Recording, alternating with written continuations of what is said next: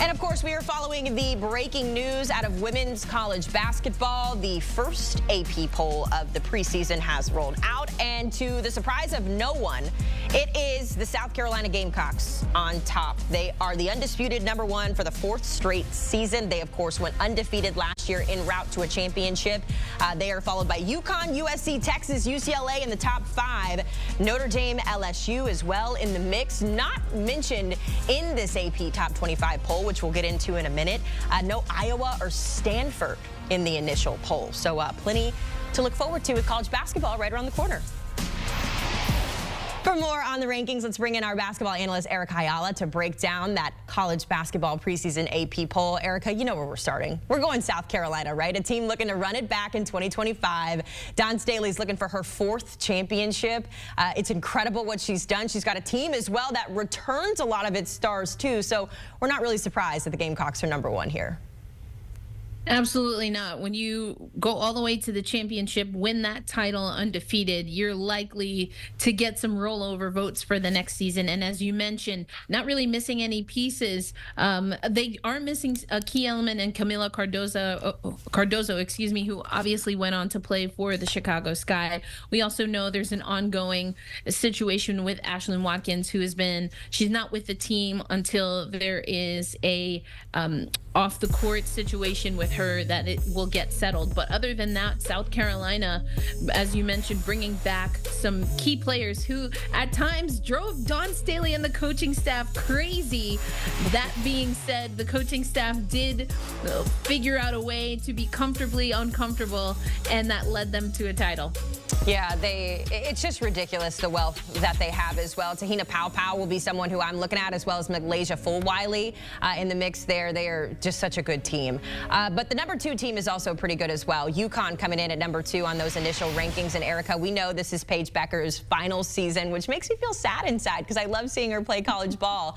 But in all reality, this is a team that is led by a head coach who knows what it takes to win championships. What is their outlook going into the season in Paige Bueckers' final year with the Huskies? Well, everyone's looking to see if this is the year that UConn can stay healthy, specifically looking at Bueckers, as you mentioned, as well as AZ Fudd. I got to speak with AZ at a conference in New York City at the top of the summer, and I can tell you that AZ, and from what it sounds like Paige Bueckers as well, they're tired of talking about the narratives of injury. They are tired of trying to kind of talk up how good UConn is going to be. They are all about business. They are all about acts and not just the words. And so I'm really curious to see what this UConn team can do. As you mentioned, last run for Paige here. Also, 40 years with Gino Auriemma and Chris Daly. That's a long time, and what a legacy they have built out. So again, if UConn can stay healthy, I think for sure they earn that preseason #2. I love seeing Paige Bueckers' journeys this offseason as she's been all over the country, and every time she's like, guys, I promise I'm still making it to class on time. She's had quite the offseason. Let's talk about USC, right? A team that kind of got put on the map last year because of Juju Watkins. I don't want to say put on the map, but you know what I mean. They were in contention last year because of the play that Juju Watkins had as a freshman. Now she's going into her sophomore year. She's had a taste of what it's like to win and get to that NCAA tournament. How do they take the next step with her?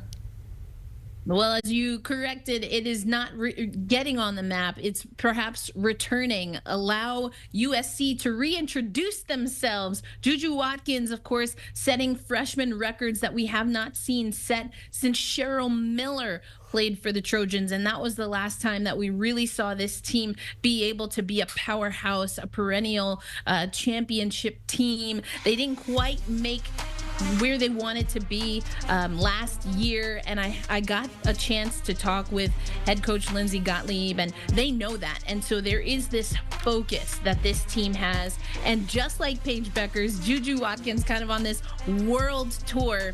And Lindsey Gottlieb talks about that has been something that the team has had to manage, but it's always business when Juju is with the team. And this is a player who we're expecting will be kind of the next player to take over women's basketball, but first wants to take care of business with USC. So I like them at number 3. They definitely have a chip on their shoulder, and I think quite honestly they have a little bit to learn of how to not just be in the spotlight, but to maintain your standards of excellence while also dealing with some of the things that happen when you step off the court. Yeah, Juju got that awesome Nike deal, I think, as well. The NIL deals are just flowing in women's basketball. You love to see it. Let's talk Texas next, Erica, a team that made it all the way to the Elite Eight last year. Obviously, they have had some changes within the program, but still, this is a hungry team. This is a very successful team. I believe they were picked to finish second in the SEC behind South Carolina, like you mentioned earlier. How do they take that next step, and how do they get, we say it's Texas back on the football side, but how do we get the women's basketball to also be a championship team? You know, this is a great Texas team.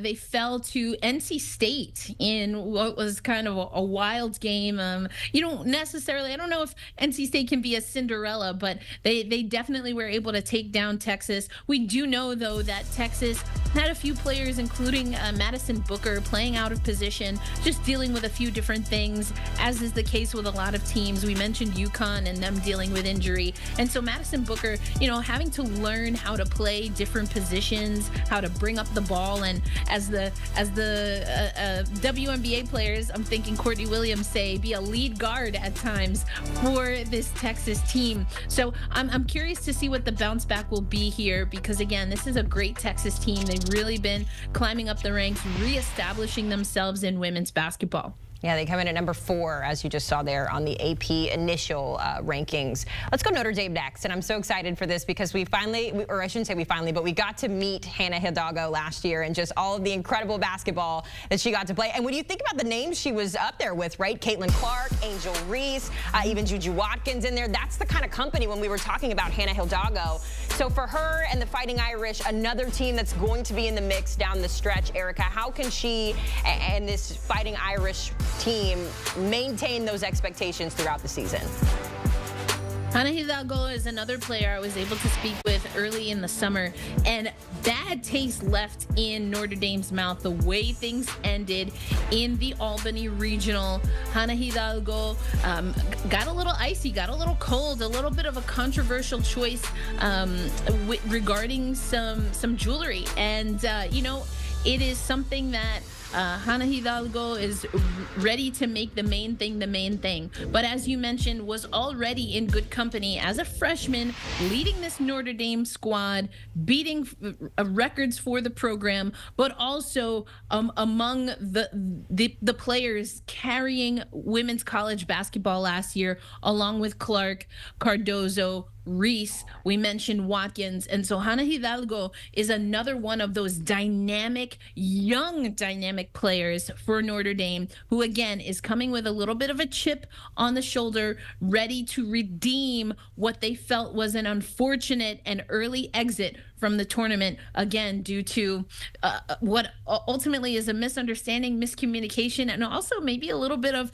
hard-headedness on Hidalgo, not just taking out the jewelry and not being able to adjust in that moment. Yeah, I remember that happening as you were telling that story. It's been so long since we talked basketball that a lot of this is coming back. But one thing we do know is that these teams are going to look good. The Fighting Irish do get Olivia Miles back as well, coming off an ACL injury, so she'll be another boost back there in the backcourt with Hidalgo. All right, Erica, so those are some of the teams that are in the top 25, but not in the initial top 25 poll is Iowa, alongside Stanford as well, 2 programs in women's basketball who we know have had such big impacts on the sport as a whole. Both of these programs did make coaching changes, though, as well, so they'll be led by first-year coaches going into the year.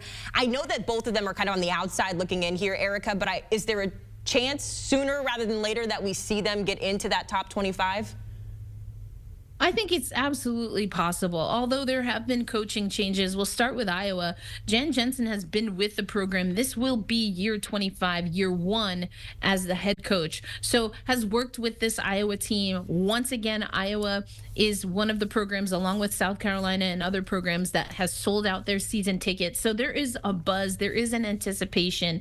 And while the team will look different without Caitlin Clark, there are still some pieces, including that they got Lucy Casey Olsen, who they're expecting to work, very well with some of the post players that will be returning for this Iowa squad. So it's definitely a prove it year for a lot of the players returning for Iowa, but they do feel they have the pieces. And as for Stanford, and I should mention both Iowa, Stanford, UCLA, and USC all moving out of the Pac-12, some of them going to the Big Ten, as is the case with Iowa. But going back to Stanford, they lose Kiki Iriafen, and that is a key player for them, as well as head coach Tara Vanderveer, a legendary coach. And, that's going to be an adjustment. But you have to think that Stanford, given how they've been able to compete the last handful of years, and that they will again be able to recruit in the years to come, that this will be a little bit of growing pains for the Stanford team. But I have a little more confidence, I think, in Iowa being able to push the needle early in the season. I think Stanford might take a little bit longer to get reacclimated. But again, these are women's basketball programs that we have seen at the top, and we're expecting them to return soon. Basketball is here, Erica. We thank you so much for hopping on HQ, getting us ready for the upcoming college women's basketball season. And as we take a look here at the shortest odds to win it all, again, we're not surprised. It's South Carolina. They've been the best for several seasons now, but UConn close behind them at plus 400. And of course, USC, Notre Dame. We just talked about all of these teams being competitors in college basketball this season.